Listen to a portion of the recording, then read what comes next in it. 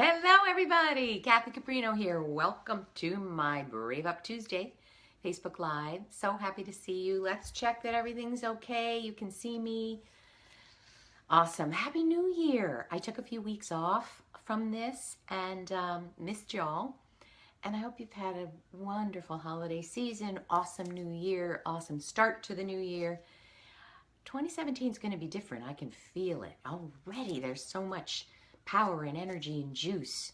And in the U.S., there's so much going on. I mean, around the world there is, but certainly for the U.S., with new leadership coming in, we've got a lot to think about and a lot to focus on, right? Yeah. So what I want to talk about today is this. How do you reach out to a stranger and make a true, authentic connection? And I want to tell you a little backstory of why I'm talking about this. Really interesting. So was it 3-4 days ago? What happened was I received a LinkedIn request. And, you know, for many of you who know my stuff, you know, I'm a huge LinkedIn fan. I consider myself a LinkedIn ambassador. I absolutely love it. So I hear from a lot of people. Just to set the context, I have something like 317,000 followers there, and I have, I get thousands of requests to connect. I think in my inbox I have 1,000 unanswered invites, and because it's hard to keep up with. But so setting that stage, I get a lot of requests. So I say yes, yes, yes, if it looks intriguing to me to connect. And on this day, I got an autoresponder. For those of you who don't know what that is, you can program your emails, you can program your LinkedIn account, your Twitter account to send automatically, when someone connects with you, a canned message. And this person's canned message really irked me, so I'm going to be a little snarky right now, but then I'll get back to my non-snarky self. It was something like, "Thanks for connecting. I help something like coaches and consultants and small businesses make more money, generate more success. So if you're struggling or if you're having these issues, take advantage of my free call, my free consultation, and I'll help you create and blah, blah, blah." So I was just in an irked place already, but this ticked me off like you wouldn't believe, because I get hundreds of these. So again, from my snarky place, I'm going to say this. No, I'm not a struggling coach. No, I don't even know who you are, and I sure as heck don't want a free consultation from you because I don't know who you are, and I don't need what you just said. And how annoying that that would be the very first thing I get from you. So I unconnected from that person. And what happened is I just fired off a LinkedIn tip in my status update. I said, here's a tip. Don't offer an automated pitch on your business as the first interaction after you connect with somebody. And the thing went viral. I just checked it. I think it's 125,000 views. I think it's something like 100 comments, 875 likes. The thing went crazy, right? So when that kind of thing happens, I know this. Number one, it's touching a nerve because we're all getting very fed up with it. Number two, while there were 100 comments, and I think something like 94 of them were like, "Oh God, yes, agreed," because I wrote, "Do you agree?" But there were 4 people or so that got annoyed, and one woman got downright nasty, mean. And I sensed from that she felt attacked. So, she's probably one that has an autoresponder like this. And she felt very attacked and came at me in an attacking way and said something like, "Aren't you the Brave Up expert? Why should you feel this is off-putting?" Wow. So not only does she disagree, but she's attacking me. It's interesting. When you study communication, you see so much in people, about people that they don't even see about themselves. Anyway, so 4 out of the 100 didn't agree. And several people said, "I am new to this and I really appreciate your view. Can you tell me what the best way is to connect? I have a business. I'm excited about the business. What is the best way to tell people about it?" So that's why we're here. And I hope you will bring your questions. I hope you'll ask your questions. I'm reading what I'm getting some messages here. Very cool. So I want to start with a few things. First of all, this is my personal take. Not everyone will agree. Not everyone is in the situation I'm in. So what I'd love you to do is take it or leave it. If in this half hour I share 3 things that you really agree with and 52 that you don't, chuck out the 52 and go with the things you agree with and take action, right? So everybody is different. That's number one. The other thing I want to share with you is when I was in the corporate world 16 years ago and earlier, the way I viewed networking was very different, and what I wanted out of networking was different. Now I have my own business. I'm a coach, consultant, writer, speaker. I'm looking for a different thing when I build my networking, when I build my network and my tribe. So take that for what it is. We're going to talk about how you can identify what you want in networking. But again, I'm not a corporate professional. I have my own business. So I have different views and wishes and goals for networking. So the other thing I would want to mention to you is I hear from a lot of people, as I said. So I'm in the media and I get over 400 emails a month pitching from PR people, from celebrities, pitching their new book, their new business, whatever. So I'm in a place where maybe some aren't, where I'm getting, 1,000 emails a month. And what that does is it shows me, it teaches me what approaches work and what approaches really don't work in 1 second. But again, I'm coming from a different place. I'm hearing from a ton of people. So know that. But let's get going. The first thing I want to start with is, what is networking to you? It's crazy. People wrote on that, and you can find it on my LinkedIn status, but some person wrote, or several people wrote, well, isn't that the point of networking? Which totally blows my mind. No, pitching your business is not the point of networking. The point of networking is to build a network, to build a tribe, to build a community of people that you love, who love you back. That's networking. Networking isn't trolling for people who will pay you money. That's not networking. I don't know what the heck that is, right? So let's talk about that. And I'm taking off my snark hat, and I'm going to share with you this. When I first started my therapy practice, I took a move that was so negatively perceived that it was devastating to me, but I learned a lot from it. And I think it's along these same lines, networking. So I started a practice, and it was in my town, near my town, and I was invited to give a talk to the PTA, the Parent Teacher Association. And I'm a marketing person. I've been in marketing for years. So immediately I said, how very cool. Why don't I do a little announcement and send it to all some teachers that I know in the school district, and the counselors, guidance counselors, the therapists. Why don't I tell them that I'm doing this and invite them to come? And I thought nothing of that. I thought that was like a great idea. And really where it came from, which is where I think many of you are coming from. I have a very cool business. I just started a practice, a consulting business. I am really excited about what I do. Let me spread the news.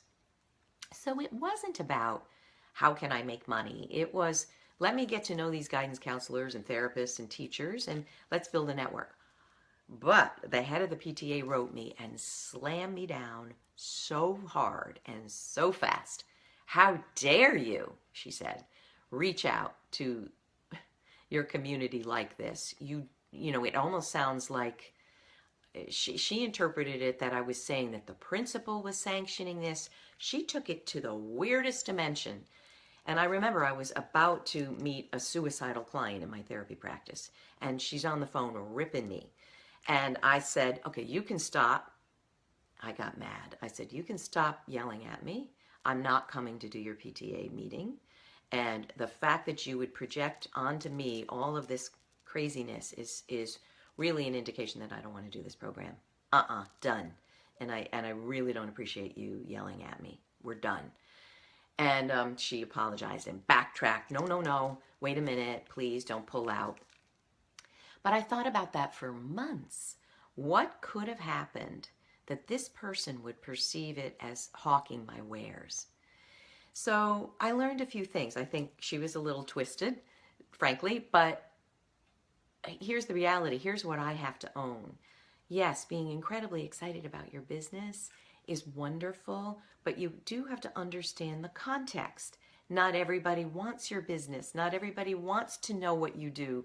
You have to form a connection first. And in many ways, that's being of service first, before. And so I love it that you're excited about your work. What you have to be careful about is you have to understand that people want to know, like, and trust you before they engage with you, before they plunk down a minute of their time or a penny of their money. So back to what is networking. Think about what it is for you. For me, let's talk about LinkedIn for a minute because that's so huge and such a great platform. For me, LinkedIn is like a cocktail party in the sky, the great cocktail party in the sky.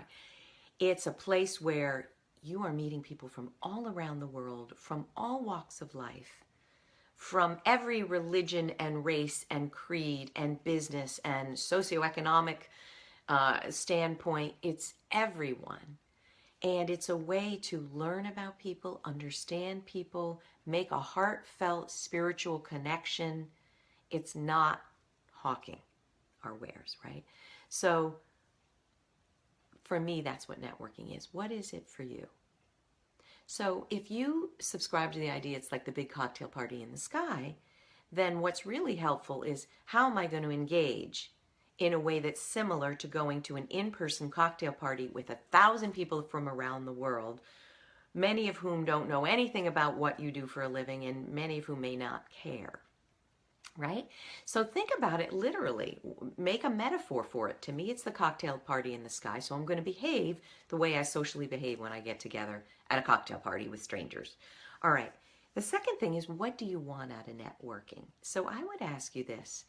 Sit with yourself quietly for 20 minutes. Take out a pad of paper. That's my favorite exercise. And think about what is it that you're really looking for in networking. And if the first thing that comes to you is, I'm trying to sell, I would ask you to rethink that. Really rethink that.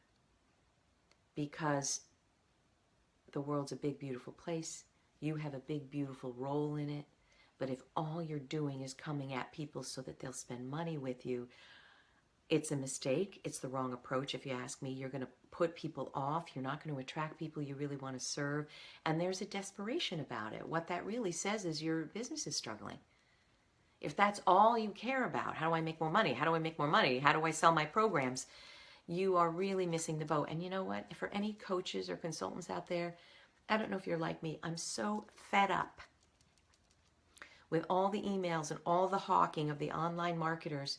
There's one guy in particular that so turned me off last week, talking about how many coaches he's helping make $100,000 a month. There's so much that's so unethical about how he's presenting that. I'm glad that he's helping people make $100,000 a month, but to present it in the way he is, to me, is like casting a net trying to collect fish who are desperate to make $100,000 a month. I think it's the wrong approach. And really, when you're in the helping business, if you're not thinking about how you want to help people first, you are barking up the wrong tree. You shouldn't really be in a helping profession. Doesn't mean you can't be very wealthy. Doesn't mean you can't make $100,000 a month or, many multiple six figures in your business. But if you're not coming up from a place of how do I help first, it's not going to work for you. So what do you want in your networking? And then think about how that's reflecting where you are in your life and what you really want to be and how you want to role model being in the world. I'm getting a little deep here, but and if any of this resonates, I would love it if you'd give me a thumbs up so I know I'm talking about stuff that's interesting to you. Make sure you ask your questions. Please let me know that you're there and getting something out of this. All right. So we talked about, I've got some notes that I'm looking at. when you are networking, are you simply trying to business develop? So when people write me and say, well, how else am I supposed to get the word out about your business, my business? There's so many other ways. There's so many other ways. Start a blog, be of service first, right? So I'm going to talk about, how we interact with a stranger, but you know the age-old principle, treat other people the way you want to be treated. I honestly, if we can follow that rule, your whole life will change. And that's exactly the same thing online on LinkedIn, Twitter, Facebook, Pinterest, Instagram, as it is in your personal life. Treat other people the way you want to be treated. So think about how you want LinkedIn to go. Do you want to be attacked by people? I got a business. Buy it. No, right? So I'm going to finish this part, what not to do. Don't send an automated pitch. Don't do it. Because unless it's so great to connect with you, thanks. But that's so canned that everybody knows it's not authentic. You didn't write it to me. Don't send an automated pitch. It doesn't work. I'll say this as a media person. Oh, hi, Lisa. Oh, what you saying, Lisa? Oh, you purposely avoid events where cards are being pushed. Right. How may I help you? Beautiful. You got it. You understand it. I love it. Thank you for sharing that. So, yeah, the bit about automation is, especially on LinkedIn, you don't know what the demographic, psychographic, and geographic issues are for the person you're connecting with. So an automated pitch is going to hit them as very canned, and that is not the way to first make a connection, right? The second thing is don't send a pitch at all, right? You don't know this person yet. Don't do it. Follow them. Get to know them. As Lisa is saying, be of service to them first. Do something for someone else first. Follow their updates, like them, offer a comment, post their TED Talk in a discussion group. Be of service first. I swear to you, that's how you're going to get attention. There's an amazing example of someone that just is doing this for me right now. His name is Mario. He followed me and reached out maybe 6 months ago, 4 months ago, and said, I admire your work. I love it. And he shares my stuff and he comments on my stuff. And I mean, this is going above and beyond, but he'll even create a photo image with a quote of one of my programs or my book or posts. Well, you got to know, if he's that much of a fan, I am going to reach out and say, how can I help you? And he reached out and said to me today, 2 things. This is what he said. 2 things. How can I help you? What can I do to support your work? I love it. And number 2, thank you. Thank you for what you do. Well, you got to know, and I don't feel like this is being narcissistic, that if someone's going to praise me, I'm immediately going to help. It's inspiring to me. It's touching for me that he is such a fan of the work and will go to such lengths to, post a photo message with a quote of mine. So of course I'm going to help in any possible way. All right. Don't hawk your wares, we're saying that, and don't make it one-sided. So think about, you're going into a cocktail party and your friend Sally introduces you to Tristan and Fred, and you say, hi, how are you? What brings you here? Who do you know here? Would you immediately say, here's my business, and will you buy it? Will you take a free session with me? If you do, you won't have any friends. All right. So that's enough about what not to do. So what do you do? All right. So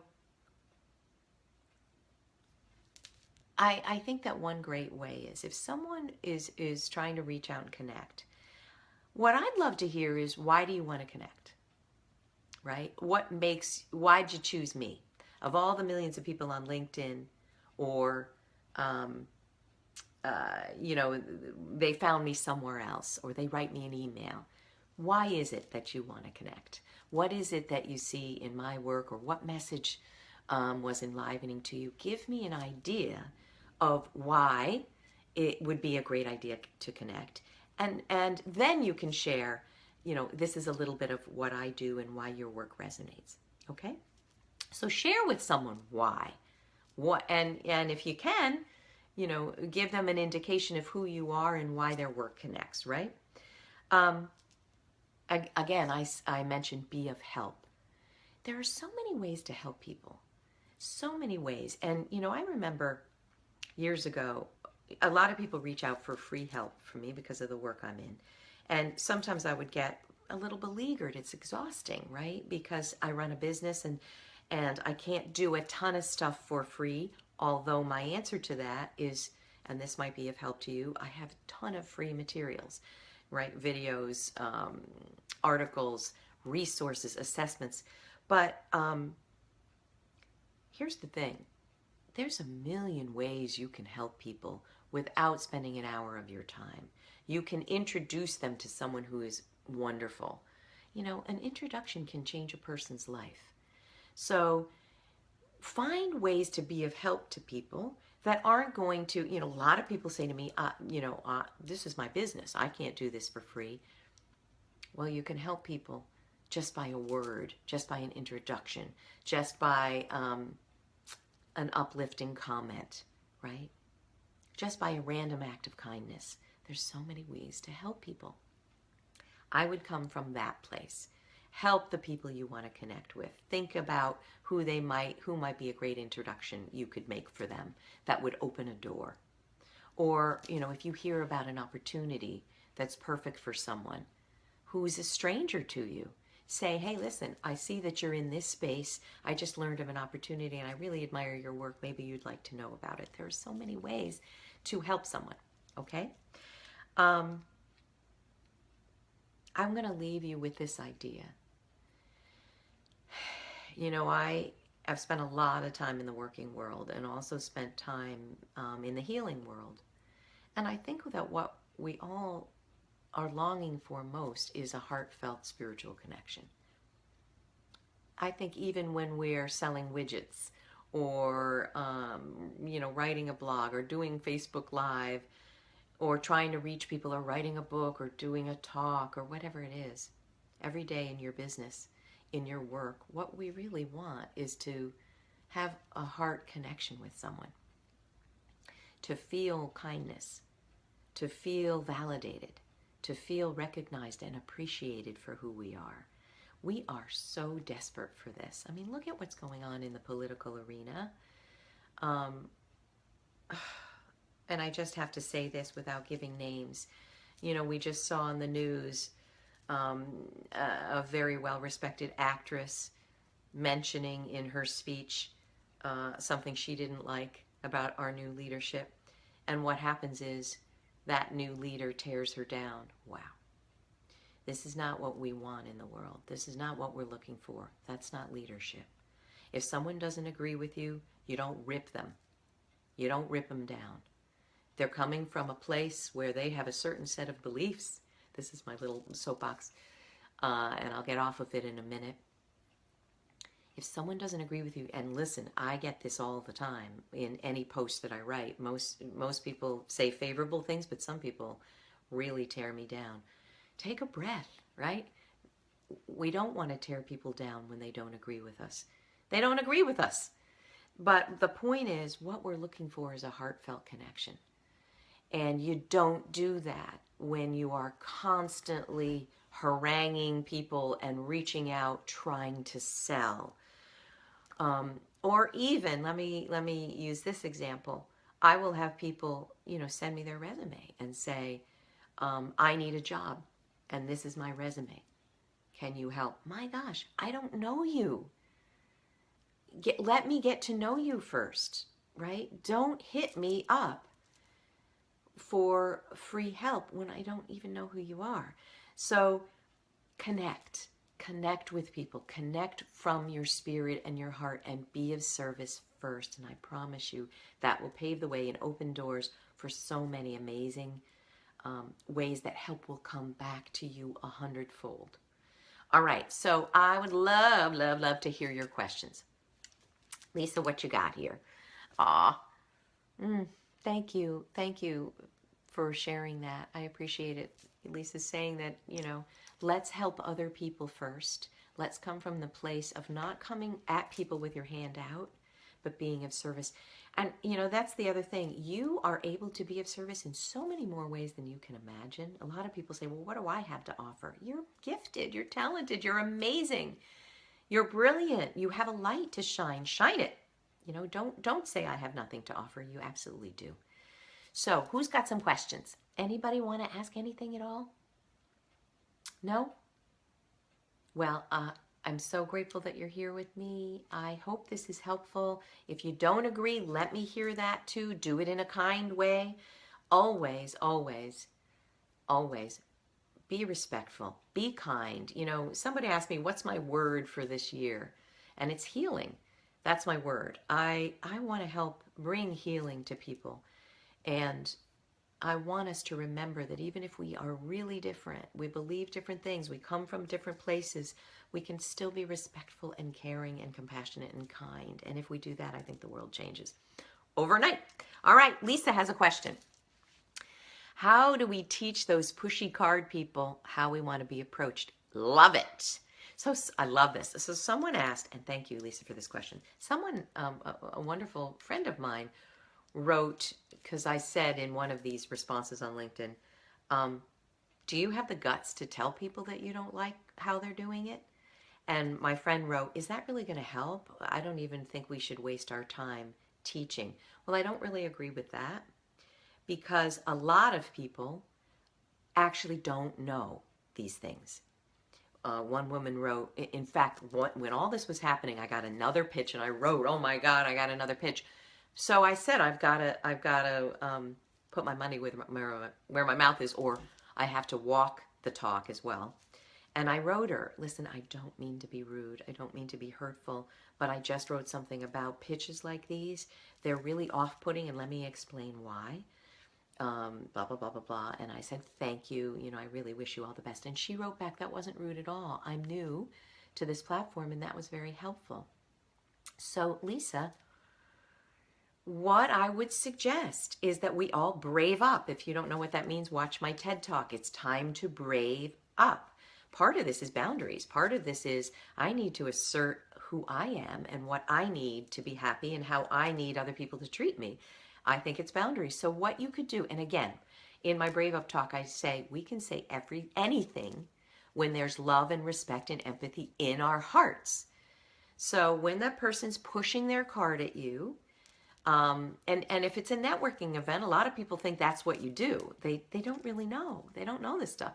You can say, you take the card and you can say, I look at their name. Hi, Samantha. It's really great to meet you. So let me share this with you. The way I like to network is more personal. So, you know, I appreciate your card. I'm not going to take it now because it'll probably just end up in the garbage, and I don't mean that in a rude way. But if you want to connect in another way, you know, why don't we go out for coffee or whatever?